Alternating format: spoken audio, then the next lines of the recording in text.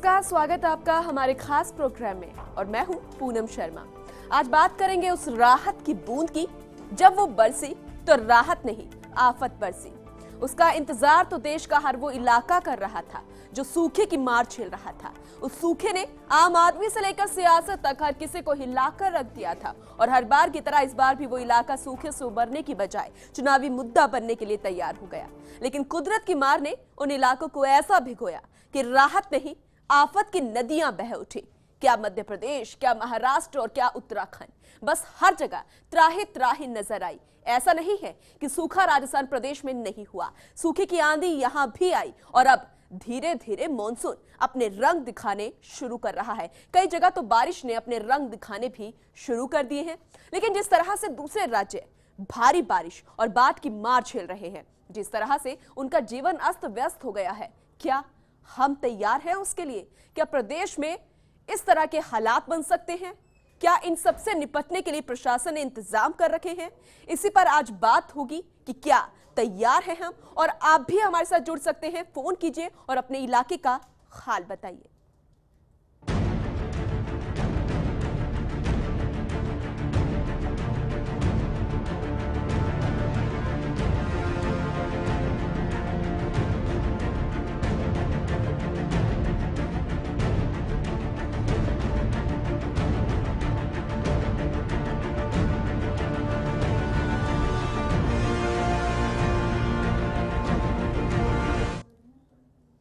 क्या तैयार हैं हम अगर बाढ़ जैसी स्थिति बन जाए? तो कैसे हैं प्रशासन के इंतजाम? आखिर किस तरीके से निपटने की तैयारी यहां पर कर ली गई है? सबसे पहले बात हम करेंगे प्रदेश के झालावाड़ जिले की।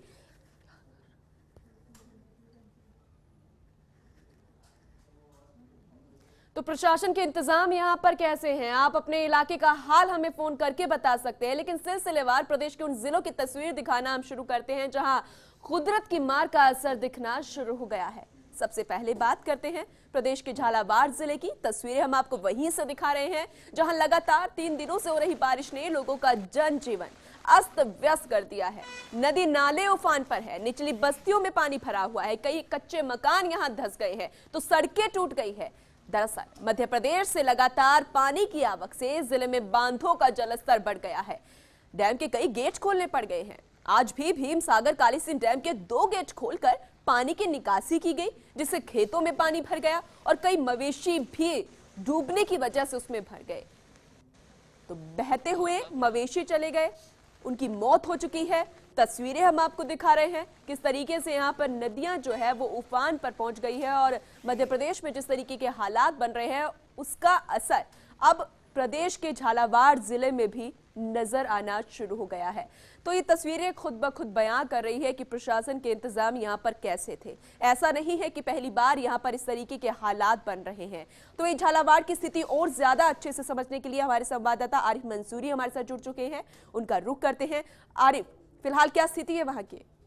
पूनम, आपको झालावाड़ में आज सवेरे से ही बहुत तेज बारिश हो रही है। सारे 3 दिन से लगातार बारिश होने के कारण सारे नदी नाले में उफान है। बांध के आज भी सवेरे 2 डैम के 2 गेट खोले गए थे। अभी शाम को फिर एक डैम का 1 गेट खोला, पानी की निकासी की गई है।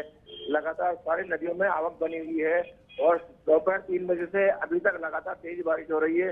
इससे सारे रास्ते जाम हो गए हैं और जिले के कई सड़कें टूट गई है, जिससे लोगों का आवागमन बाधित हो चुका है। तो पूरे तरीके से रास्तों को भी डाइवर्ट कर दिया गया है। वहां के स्थानीय ग्रामीणों का या जो लोग हैं वहां पर रहते या दूसरे लोग जो जिनको आने जाने में समस्या फिलहाल हो रही है, उनका क्या कुछ कहना है? क्योंकि हर साल इस तरीके की स्थिति होती है, फिर भी तैयारी नहीं की गई। क्या कुछ कह रहे हैं लोग? पूनम, लगातार ये आज की बात नहीं बल्कि कई वर्षों से यही हाल होता है। प्रशासन अभी तक इस मामले में कोई खास ध्यान देता नहीं है। लगातार जिससे पहली बारिश होती है नदी नाले में उफान आ जाता है या तेज बारिश होने में रास्ते जाम हो जाते हैं। ग्रामीण के गाँव का संपर्क कट जाता है, जिला मुख्यालय का संपर्क कट जाता है, ग्रामीण टापू बन जाता है। कई गाँव लोग फंसे रहते हैं। आज भी कई झालावाड़ जिले में लगभग 4 लोग पानी की चपेट में है कि 2 लापता है, 2 की मौत हो चुकी है। चलो बिजली आपदा की बिजली से एक व्यक्ति की मौत हो चुकी है। चलो कई कम से कम आज शाम को 7 बजे तक की हमारे पास सूचना है लगभग 250 लोग जगह जिले में अलग अलग स्थानों पर जाम में फंसे हुए हैं या कई पानी के कारण नदी किनारे बैठे हुए हैं। प्रशासन का क्या कुछ कहना है? क्या अब कुछ निपटने की तैयारी है इस आफत से या फिर ऐसे ही बरकरार रहेगी ये मुसीबत? पूनम, लगातार ये आपत्ति बारिश जो लगातार हो रही है, प्रशासन अभी तक इस मामले में कोई खास कदम उठा नहीं पा रहा है। जगह जगह की टीम बनाकर रवाना कर दी है, मगर टीम भी इस बार बैठी रहती है और सामने आगे फंसे रहता है। नदी के पार्ट टूट गए हैं, जो सहायता करने वाला कोई नहीं। ग्रामीण की सहायता कर लोगों को बचा रहा है। या यूं कहें, लोगों का सिर्फ भगवान पर आसरा है, प्रशासन पर नहीं। चलिए, शुक्रिया आरिफ तमाम यहाँ पर जानकारी देने के लिए। तो देख सकते हैं प्रशासन ने कोई इंतजाम झालावाड़ में तो नहीं किए। हर साल ऐसी स्थिति बन रही है, लंबे समय से इस तरीके की स्थिति हर साल होती है, लेकिन इंतजाम कैसे हैं जरा देखिए। किस तरीके से यहाँ पर पुलिया जो है वो टूट चुकी है, रास्ता डाइवर्ट कर दिया गया है, लोगों को बड़ी परेशानी आ रही है। कुछ समय की दूरी भी बड़ी लंबी उनके लिए बनती जा रही है, या फिर ये कहें कि कुछ स्थानीय लोग जो हैं वो अपने घरों में कैद हो गए हैं, क्योंकि जैसे ही वो घरों के गेट खोलते हैं तो सिर्फ पानी और पानी ही नजर आता है।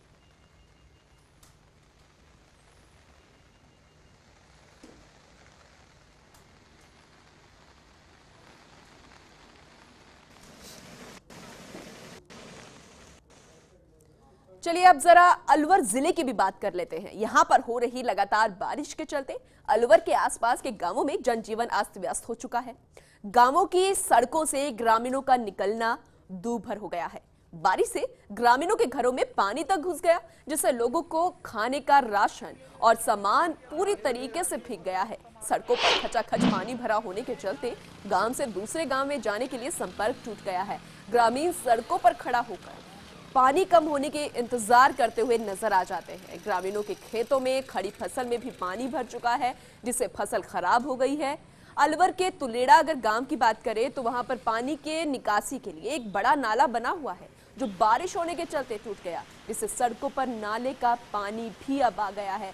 यानी जो इंतजाम यहाँ पर किए गए थे वही मुसीबत बन गई है। वो नाला टूट चुका है, सड़कों पर उसका पानी आ गया है, और अब जो सड़कें हैं वो पूरे तरीके से दरिया बनती हुई नजर आ रही है। तस्वीरें आप देख सकते हैं किस तरीके का नजारा है, और लोग जो है वो बड़े परेशान होते हुए नजर आ रहे हैं। और क्या कुछ कहना है यहाँ के स्थानीय निवासी का, अलवर जिले से हमारे संवाददाता राजेंद्र जुड़ चुके हैं, उनका रुख करते हैं। राजेंद्र, फिलहाल किस तरीके के हालात बने हुए हैं, स्थानीय लोगों का क्या कुछ कहना है?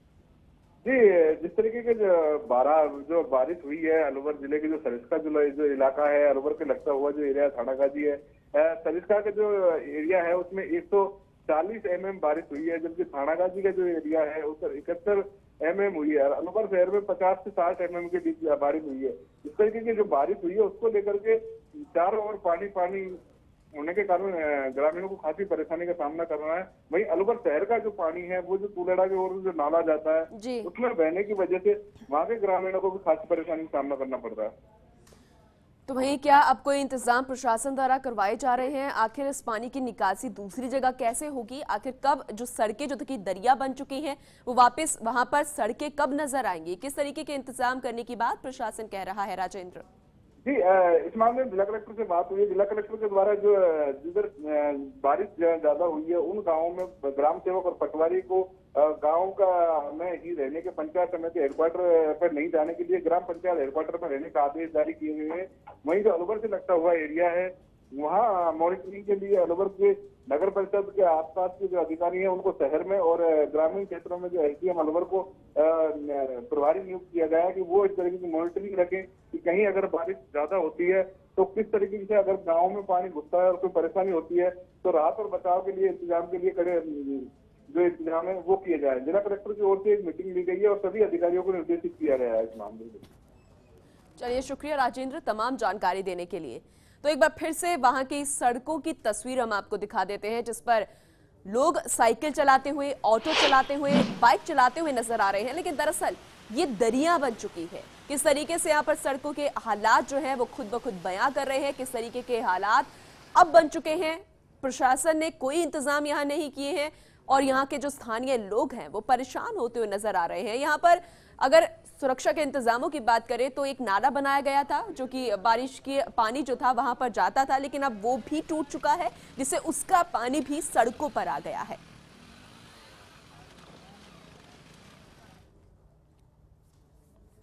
तो प्रदेश में मानसून सक्रिय होने के बाद से सरकार और प्रशासन किसी भी प्रकार की आपदा निपटने के लिए तैयार होती हुई नजर नहीं आ रही है। प्रशासन किसी भी प्रकार की आपदा निपटने के लिए लाख दावे जरूर कर रहा है, तो वहीं कोटा नगर निगम के उस वक्त गोताखोर बिना संसाधनों के निहत्थे, चंबल और बड़े तालाबों में अपनी जान जोखिम में डालकर किसी को बचाने का काम भी करते हैं। 1 महीने से ज्यादा वक्त लाखों की कीमत के स्कूबा डाइविंग सूट को खरीदे अग्निशमन अनुभाग का हो चुका है, लेकिन गोताखोर अभी खुद को डुबोकर दूसरों को बचाने की जुगत में लगे हैं। यह हालात उस वक्त के हैं जब मिनटों के बाद खरीदे गए उपकरण भी गोताखोरों को नहीं दिए जा रहे। ये गोताखोर हर रोज अपनी जान जोखिम में डालते हैं, किसी को डूबते हुए बचाते हैं और पानी में मिलने वाले शवों को भी बाहर निकालते हैं। लेकिन अब जब बारिश के बाद भयावह और तस्वीर हो जाएगी, तब कैसे इस पूरी स्थिति को संभाला जाएगा? आखिर गोताखोरों को वो उपकरण क्यों नहीं दिए जा रहे, ये सवाल भी यहाँ पर खड़ा होता है।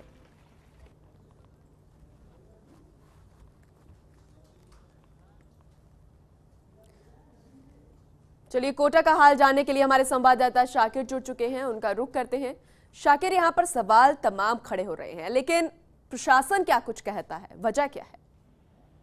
जी देखिए, जिस तरह से प्रदेश के दूसरे जिलों का हाल है, कमोबेश कोटा का हाल भी वही है। और संसाधनों की जहाँ तक बात है कि संसाधनों की जो कमी है वो साफ तौर पर पिछले काफी टाइम से जो है यहाँ पर नजर आ रही है, क्योंकि कोटा में वैसे भी आए दिन बारिश के अलावा भी, क्योंकि नहरी तंत्र कोटा में है, ऐसे में कई सारी डूबने की वारदातें यहाँ पर होती है, डूबने की घटनाएं यहाँ पर होती है। तो अब जो बेड़ा है बचाव दल का, उसके पास संसाधन बिल्कुल नहीं है। इस बार भी जो है लगातार जो कि बारिश का दौर आ गया है, क्योंकि कोटा का जो इलाका है, आसपास का जो हड़ौती का इलाका है, वहां पर जो छोटी नदियां हैं वो पूरी तरह से उफान पर आ जाती है 2-4 घंटे की बारिश में ही। और जब इस तरह का रेस्क्यू करने की स्थिति बनती है, तब कहीं ना कहीं नगर निगम की जो व्यवस्था है, जो संसाधनों की जो बात है, उसकी पोल खुल जाती है। इस बार भी स्थिति वो की वही है, यहाँ पर कोई संसाधन जो है वो पूरी तरह से मुकम्मल यहाँ पर बचाव दल के पास नहीं है। यहाँ पर उपकरण या संसाधन की हम बात करें, वो है नहीं या फिर दिए नहीं जा रहे? क्योंकि कुछ मामला ऐसा भी सामने आया है कि गोताखोरों को वो उपकरण या संसाधन मुहैया करवाए ही नहीं जाते और वो अपनी जान जोखिम में डालकर उन डूबे हुए लोगों को या फिर जो शव तैरकर आ जाते हैं उनको बचाते हैं। जी देखिए, क्योंकि यहाँ पर काफी दिनों से स्कूबा ड्राइवर जो है, जिसकी मांग की जा रही थी लंबे समय से, यहाँ के जो तैराक हैं, गोताखोर है, जो कर रहे थे नगर निगम के, वो और उसके अलावा कुछ जो आधुनिक सामान है वो जरूर यहाँ पर आया है, लेकिन अभी तक जो है सरकारी कार्रवाई के चलते वो अभी तक डिस्ट्रीब्यूट नहीं किया गया। यानी वो उन कर्मचारियों के हाथ में अब तक नहीं आया है जो रोज मौत से 2-2 हाथ करते हैं, गहरे पानी में कूदते हैं। उसके लिए जो अभी तक कागजी कार्रवाई हुई है वो अब तक पूरी नहीं हुई है। बिल्कुल पूरे तरीके से कागजी कार्रवाई यहाँ पर नहीं हुई है। वहीं इलाके के अगर हाल जाने तो फिलहाल कैसी स्थिति वहाँ की है? अगर भारी बारिश वहाँ पर आ जाती है तो प्रशासन ने किस तरीके के इंतजाम वहाँ पर कर रखे हैं? स्थानीय लोगों का क्या कुछ कहना है? जी देखिए, बारिश की जहाँ तक बात है, जैसे ही बारिश का दौर शुरू होता है 2-3-4 घंटे के बाद में जो कोटा शहर के जो निचले इलाके हैं वहाँ पर पानी जो है वो भर जाता है, क्योंकि नालों की सफाई प्रॉपर तरीके से नहीं हो पाई है। जो बारिश का पानी जो है वो नालों में जाने के बाद बस्तियों में बढ़ जाता है। इसके अलावा कोटा के आसपास का जो इलाका है, पार्वती, परवन और इसके अलावा कई सारी जो छोटी नदियां हैं उनमें उफान कई बार देखने को मिलता है। तो पुलियाओं की जहाँ तक बात की कि पुलिया बनाया जा करके पानी को डिवाइड कर दिया जाएगा, उस तरह के हालात नजर नहीं आ रहे हैं। रास्ते जाम हो रहे हैं, कई जगहों पर जो है घंटों जो है बाढ़ का पानी, बारिश का पानी आ जाने से यातायात बाधित हो रहा है। कोटा शहर में तो इस तरह की स्थिति नहीं है, लेकिन जो कोटा का ग्रामीण इलाका है वहाँ पर जो है यातायात भी बाधित लगातार हो रहा है। उम्मीद करते हैं कि प्रशासन अब थोड़ा जागता हुआ यहाँ पर नजर आएगा और थोड़ी नजर उस गांवों में या उस इलाके में भी डालेगा जहां पर इस तरीके के हालात बन रहे हैं और ज्यादा स्थिति भयावह ना हो, इसलिए वो कदम जरूर उठाएगा। ये उम्मीद हम यहाँ पर करते हैं। बहुत बहुत शुक्रिया शाकिर तमाम जानकारी देने के लिए। तो डूबते को बचाने के लिए संसाधन पूरे नहीं है, नए उपकरण आने के बाद भी गोताखोर निहत्थे यहाँ पर नजर आते हैं, पूरे तरीके से उपकरण उनको मुहैया नहीं करवाए जाते और अपनी जान जोखिम में डाल देते हैं। और दूसरी तरफ बाढ़ की स्थिति अगर पैदा हो जाए तो कुछ इलाकों में उसके मुकम्मल इंतजाम भी नहीं किए गए हैं।